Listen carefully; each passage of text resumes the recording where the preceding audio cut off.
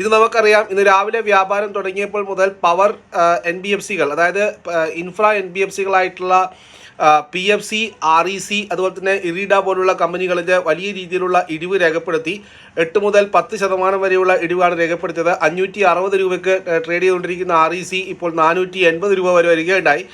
ഇതിന് കാരണമായിട്ട് RBIയുടെ ഭാഗത്ത് വന്നിരിക്കുന്ന ഒരു ഗൈഡ് ലൈൻസ് ആണ്. RBIയുടെ ഭാഗത്ത് ഒരു സർക്കുലർ വന്നിരിക്കുന്നു. ഇത് പ്രധാനമായിട്ടും ഇൻഫ്രാ കമ്പനികളെ അല്ലെങ്കിൽ ഇൻഫ്രാ പവർ കമ്പനികളെ സപ്പോർട്ട് ചെയ്യുന്ന ഫിനാൻസ് കമ്പനികളെ സംബന്ധിച്ചിട്ടാണ്. അവർക്ക് പവർ കമ്പനികൾക്ക് കൊടുക്കുന്ന അവരുടെ പ്രൊജക്റ്റുകൾക്ക് മേൽ കൊടുക്കുന്ന ഫൈനാൻസിന് മുകളിൽ പ്രൊവിഷൻസ് കൂടുതൽ വയ്ക്കണം എന്നുള്ള ഒരു നിർദ്ദേശമാണ് RBIയുടെ ഭാഗത്ത് വന്നിരിക്കുന്നത്.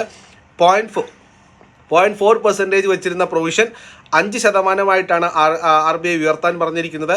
ഇതിൻ്റെ ഭാഗമായിട്ട് ഇവരുടെ പ്രോഫിറ്റബിലിറ്റിയിൽ വരുന്ന കുറവാണ് ഈ ഇടിവിന് കാരണം. വിശദമായിട്ടുള്ള വീഡിയോ ഞാൻ എൻ്റെ ചാനലിൽ അപ്ലോഡ് ചെയ്യാം, അവിടെ നിങ്ങൾക്ക് കാണാവുന്നതാണ്.